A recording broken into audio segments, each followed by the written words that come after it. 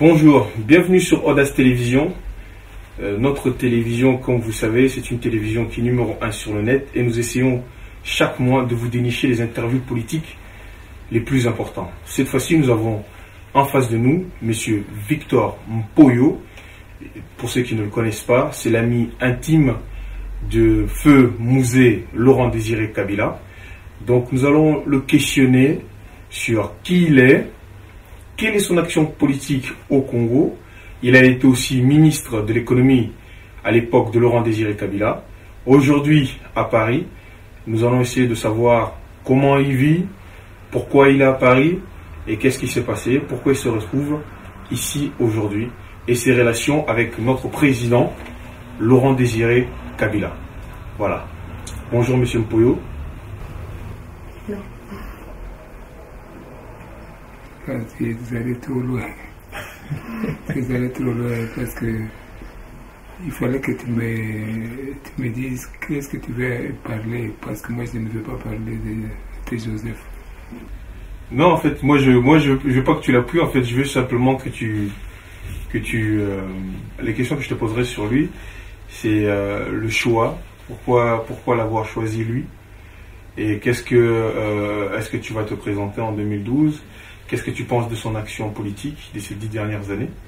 Ce sont des décisions capitales, ce sont des décisions importantes qu'on ne peut pas improviser comme ça.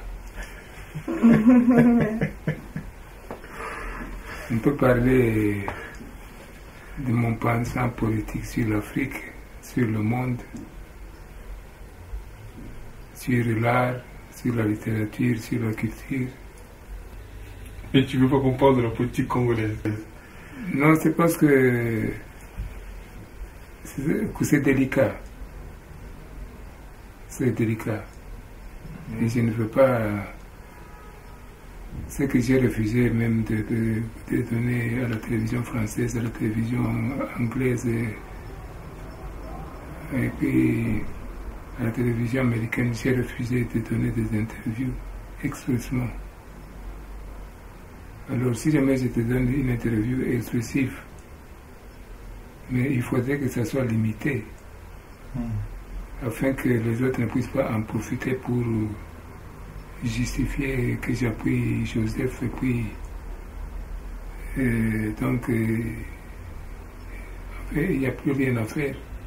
Et tu sais comment ça s'appelle, comme nous on parle les Congolais, c'est que vraiment les Congolais ils veulent savoir. Tu sais, il y a toujours cette histoire. Tu es l'une des seules personnes capables aujourd'hui d'arrêter cette rumeur de comment ça s'appelle, c'est un Congolais, c'est pas un Congolais, et c'est pas le fils de Mouzé, c'est le fils de Mouzé. C'est que toi. Il n'y a que toi qui peux nous en parler aujourd'hui. C'est ça qui intéresse les Congolais. Mais là, je peux parler de ça, oui. C'est un problème qui n'est pas politique, mais qui est normal. D'accord. On va aller là. On va parler de ça. On va parler tu peux parler du père, de la relation avec Laurent Désiré Kabila? Ah oui, ça, je suis libre d'en parler. D'accord. Comment ça s'appelle? Est-ce que tu peux parler de tes ambitions politiques pour 2011?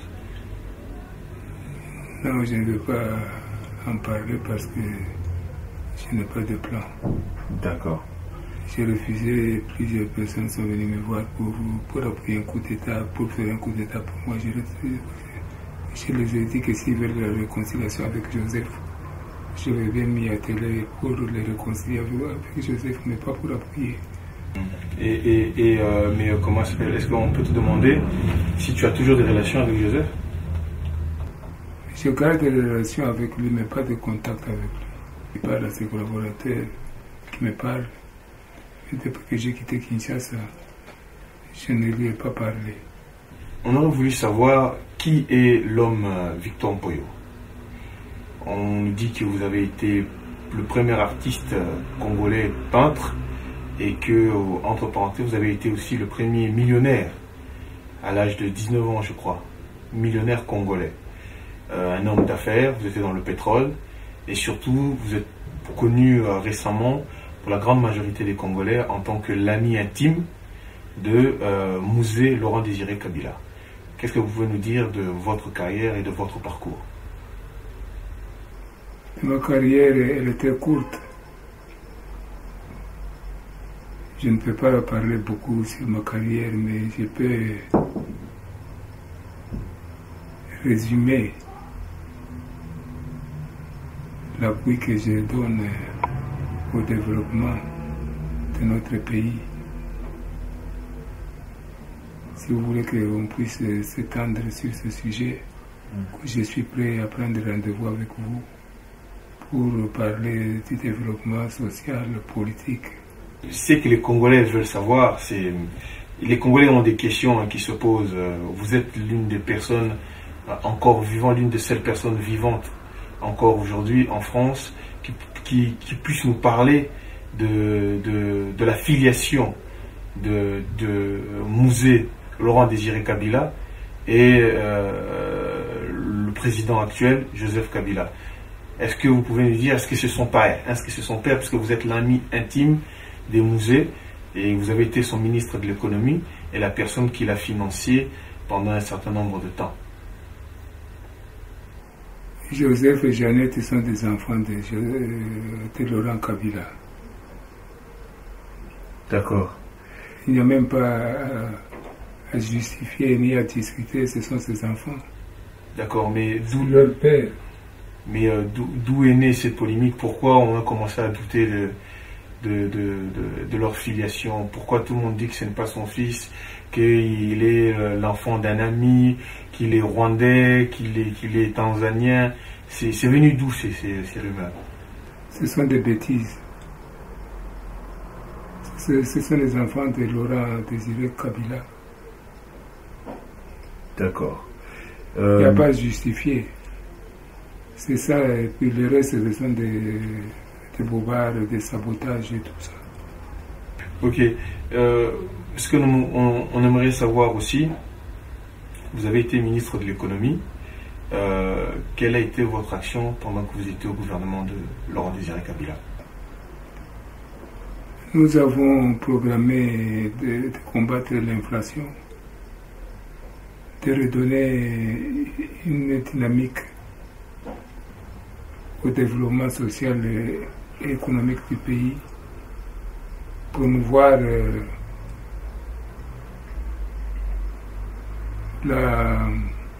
l'engagement des jeunes Congolais qui veulent se lancer dans l'économie, l'agriculture, le développement rural et la production locale de produits finis au lieu d'exporter toujours l'équipement, enfin les minéraux, quoi. Aujourd'hui, on va dire presque 10 ans après la mort de Mouzé Laurent Kabila et la fin de votre gouvernement, la situation au Congo n'a pas changé. Est-ce qu'il n'y a pas une part de responsabilité de vous autres, les anciens qui étaient en place, qui n'ont pas, je ne sais pas si on peut dire préparé la relève, mais depuis 10 ans, le pays ne fait que sombrer dans le chaos? Moi, j'avais parlé que je n'étais pas d'accord, que je n'appuyais pas le 1+4. C'est ça la base de tout. Joseph, en tant que chef de l'État, a nommé un Premier ministre. Je ne vais pas faire de commentaire sur celui qui l'a nommé Premier ministre pour ne pas créer un problème. Mais lui, il sait pourquoi. Mais si on l'avait appuyé, lui, il allait maintenir le programme que nous avons laissé dans le développement économique et qui a porté des résultats. D'accord, mais votre programme n'a pas fonctionné. Aujourd'hui, on voit que le pays n'avance pas. Quelle est votre implication aujourd'hui dans la politique congolaise? Je n'interviens à rien, au contraire, j'encourage les gens à appuyer le gouvernement actuel pour qu'il puisse réussir leur programme économique. Vous pensez que le gouvernement actuel travaille réellement? Parce que nous, ici, à l'extérieur, nous faisons partie de la diaspora et nous sommes la perfusion, c'est-à-dire avec les Western Union que nous fournissons tous les jours à nos familles, nous sommes quasiment les seuls référents, les seules sources des ressources pour certaines familles restées au Congo. Donc nous ne voyons pas les choses s'améliorer pour nos familles, pour les gens qui sont en place.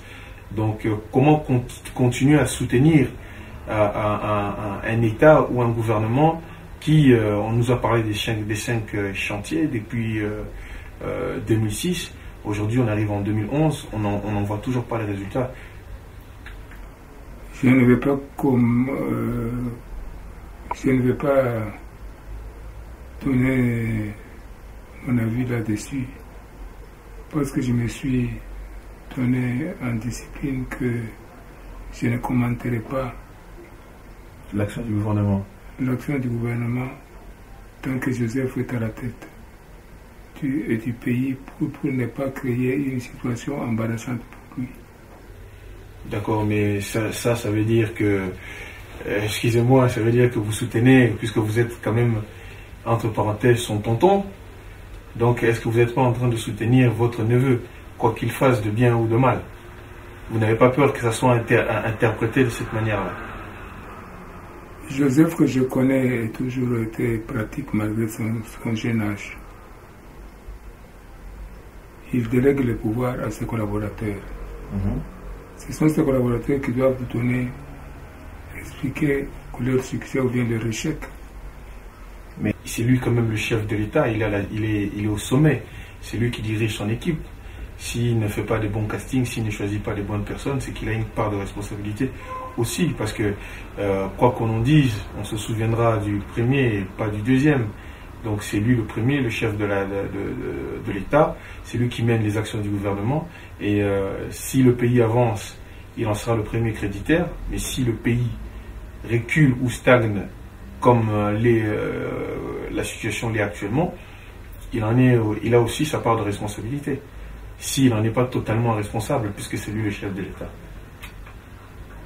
Moi, je ne suis pas d'accord avec vous, suivant la nouvelle constitution. Les pouvoirs sont divisés, sont partagés, et les responsabilités entre le chef de l'État qui est le chef du gouvernement, en déléguant ses pouvoirs au Premier ministre. Seul le commandement de l'armée et la discipline restent sous son contrôle. En somme, ce que nous devons encourager et appuyer le chef de l'État, c'est de recréer un État de droit avec des institutions qui marchent, dont il sera responsable au sommet. Ça moi, j'ai appuyé ça. Je continue à soutenir la même chose jusqu'aujourd'hui. Vous êtes peut-être plus écouté que vous ne l'étiez il y a 10 ans. Je ne réclame pas d'être écouté, que je respecte le gouvernement qui s'est choisi, les Congolais. S'ils veulent changer de dirigeants, ils n'ont qu'à attendre les élections prochaines. On dit que les élections n'auront pas lieu. Vous en pensez quoi? En 2011, qu'il n'y aura pas d'élection? Je pense que si Joseph a promis, il va tenir parole.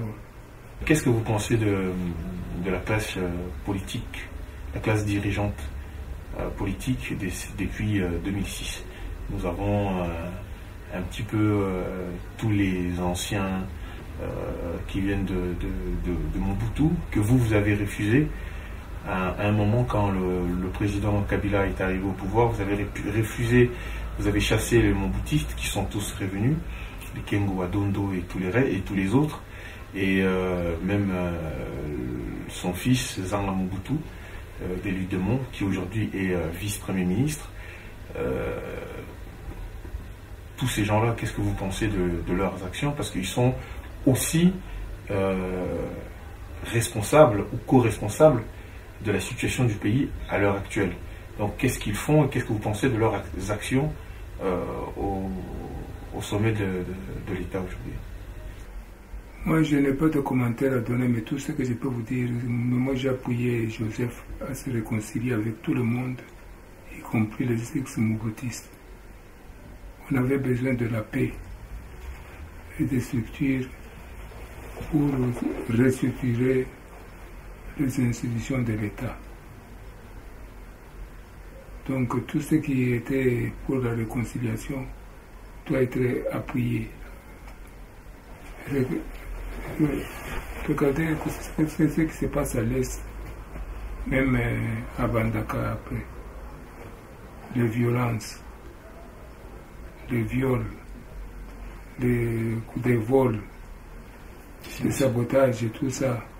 C'est des responsabilités. Donc, toute action qui mène à la réconciliation, à la paix et au développement, il faut appuyer. Oui, mais vous savez que le pays, le Congo, est un pays convoité par nos voisins. Vous savez très bien, mais jusqu'à aujourd'hui, à l'heure où nous sommes en train de parler, il y a toujours des problèmes à l'Est.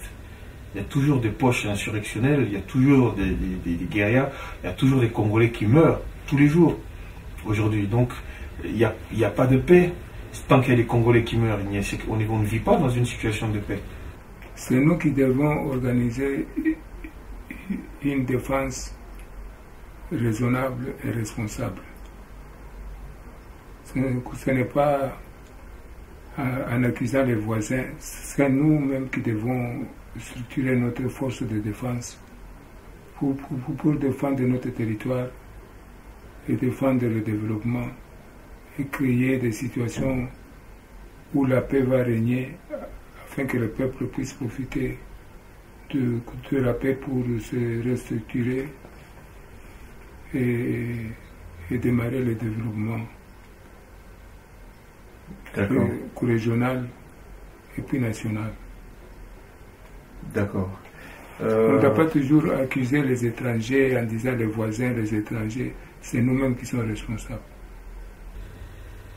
Donc, en quelque sorte, les responsables politiques aujourd'hui sont responsables de la situation dans laquelle nous sommes, puisque ce sont l'élite et les hauts fonctionnaires de l'État qui, jusqu'aujourd'hui, maintiennent volontairement ou involontairement ou par leur incapacité, font perdurer cette situation. Parce que le peuple souffre. Aujourd'hui, nous sommes le seul pays au monde qui vivons un génocide dont on tait le nom. Parce que depuis la Deuxième Guerre mondiale, seul le Congo a eu autant de morts dans l'histoire de l'humanité. Depuis la Deuxième Guerre mondiale, il n'y a aucun peuple qui a perdu autant de ses concitoyens que la République démocratique du Congo. Je regrette beaucoup que ça soit arrivé à notre pays. Mais ce qu'il y a, je ne pense pas que le génocide soit simplement au Congo. Il y a des génocides un peu partout. Mais ce qu'il y a, nous devons faire tout pour calmer et réconcilier. C'est pourquoi je n'ai pas condamné le retour des ex-mobutistes. J'ai appuyé l'action du gouvernement que nous avions d'abord commencé, nous, avec le papa de Joseph, à réconcilier. Conciliation, mais il n'y a toujours pas de... Il n'y a toujours pas de paix, il n'y a pas d'armée, solide, il n'y a pas d'armée nationale. Est-ce que d'après vous, ça ne serait pas, comment dire, plutôt un problème de capacité? Peut-être que nous n'avons pas la capacité nécessaire d'avoir des gens, une élite capable de faire justement que nous puissions avoir une armée solide. Parce que nous avons des soldats formés, mais un peu partout, en ordre dispersé partout dans le monde. À l'intérieur du pays, nous n'avons rien. Peut-être que nous avons des gens tout simplement incompétents. Nous avons peut-être des politiciens, mais nous n'avons peut-être pas des hommes d'État. Je ne veux pas m'étaler sur ce sujet-là pour ne pas créer un nouveau problème qui n'existe pas. Donc, est-ce que vous pouvez nous parler de votre relation avec Laurent Désiré Kabila? Quand est-ce que vous vous êtes rencontrés et vous êtes amis depuis combien d'années? Nous étions amis depuis l'enfance. D'accord. Bien avant l'indépendance, bien avant l'indépendance. D'accord.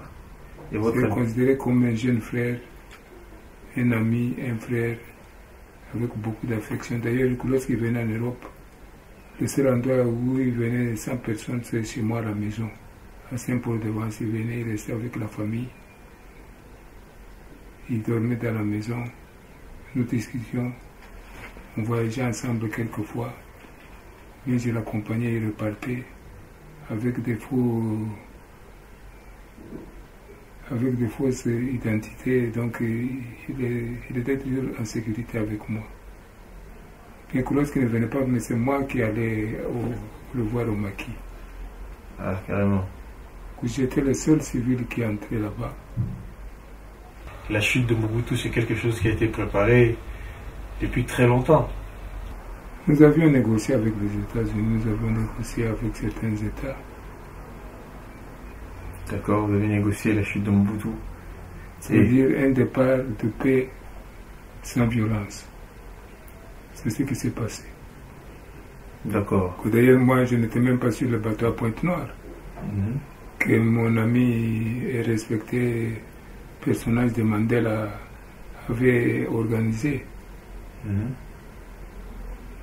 Moi, j'étais en soins pour soigner ma maladie de Parkinson à Kiba. D'accord. Et chaque soir, Laurent Désiré Kabila me téléphonait pour me dire le progrès de leur discussion sur le bateau. Et quelles sont tes relations avec le Rwanda, avec Paul Kagame en particulier?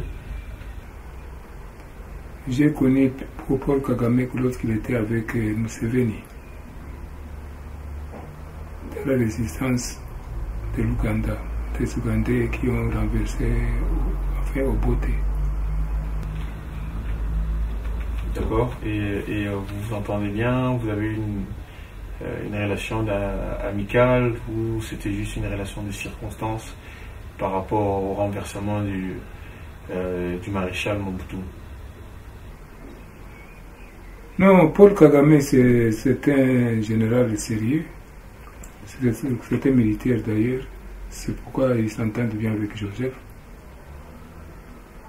Moi, j'ai toujours soutenu ma thèse à moi.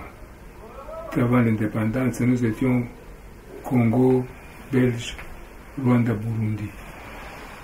Même la monnaie était la même. D'accord. Donc si les Rwandais veulent devenir des Congolais, ils sont les bienvenus. Et ce n'est pas le Congo qui doit être absorbé par le Rwanda, c'est le Rwanda qui devait... Qui devait rentrer dans le... Donc il devait choisir son camp. Qui est Nelson Mandela pour vous? C'est un géant de la paix, mais un homme strict, un homme sévère. On l'a connu seulement pour sa réconciliation, mais il a souffert beaucoup. En prison, sa santé. Moi, je l'ai connu avant notre indépendance.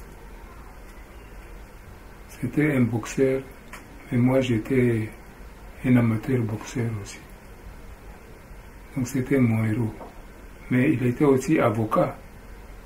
Ça veut dire que c'était un intellectuel. C'était avec Olivier Tambo, son grand cousin, enfin, qui était le chef de l'ANC. Et malheureusement, Olivier Tambo est mort avant sa libération. On dit que vous avez élevé quelques-uns de ses enfants. Je les ai donné le moyen logistique. Je me suis responsabilité en tant que petit frère d'un géant qui était Nelson Mandela. J'ai supporté sa famille, enfin qui étaient mes enfants aussi, mes neveux, mes nièces. Et votre relation avec Winnie Mandela? La relation a toujours été bonne.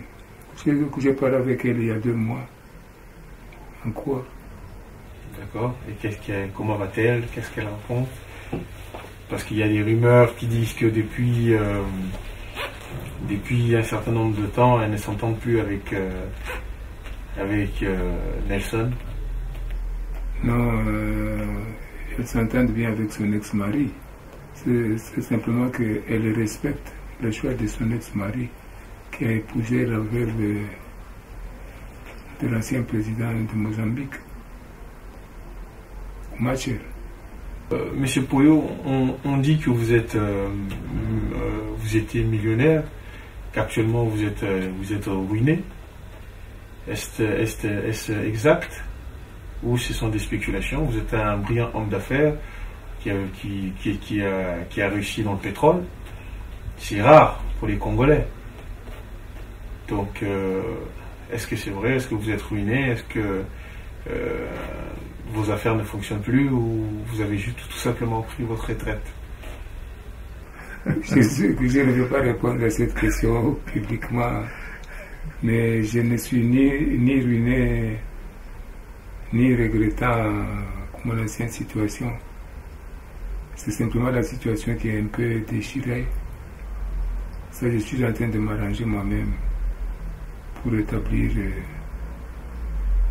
la bonne situation. D'accord. Est-ce que vous avez des nouvelles du Congo? Est-ce qu'on vous donne des nouvelles du Congo? Et quand est-ce que vous comptez retourner au Congo? Ça, je ne sais pas, ce sont les médecins qui décideront. Mais aussi, j'ai des nouvelles régulières du Congo. D'accord. Mais je me suis obligé à me discipliner pour ne pas me mixer dans les affaires actuelles du Congo. Mais vous savez que, comment ça s'appelle, nous vivons une période très, très dure. Peut-être que l'expérience d'un homme d'affaires brillant et d'un grand de la politique comme vous pourrait peut-être faciliter un certain nombre de choses, parce que je sais vous avez beaucoup d'audience où il y a beaucoup de politiciens, quand ils viennent à Paris, viennent vous demander des conseils. Est-ce que vous ne pensez pas que votre place, c'est auprès de votre peuple aujourd'hui, pendant qu'elle souffre? Je vous ai parlé que je suis souffrant, je suis malade. D'accord. C'est à cause de cette maladie que je suis ici à Paris. Dès que j'aurai la permission de mes médecins que je peux voyager, je rentrerai d'abord au Congo. D'accord. Parler avec nos dirigeants pour voir s'il y a moyen de sauver autrement le Congo que par de simples mesures. D'accord. Qu'est-ce que vous pouvez souhaiter à la jeunesse congolaise de demain? Il faut que la jeunesse s'implique dans le développement économique et social. Qu'elle soit responsable, qu'elle puisse apprendre à s'engager pour le bien-être de la population, pour le bien-être du pays, pour leur futur qui doit être impliqué dans le développement du pays. D'accord. Comment voyez-vous le Congo dans 10 ans? J'aurais voulu savoir si à partir de maintenant et demain, il peut y avoir un nouveau plan de développement pour le pays qui doit réussir, mais pas attendre si longtemps pour que quelque chose arrive. D'accord, donc vous ne voyez pas d'avenir ni sombre ni prometteur pour le Congo de demain. Vous ne vous projetez pas dans 10 ans, le Congo dans 10 ans. Dans 10 ans, j'espère que le Congo sera déjà debout. Ça sera le mot de la fin. Merci, M. Poyo.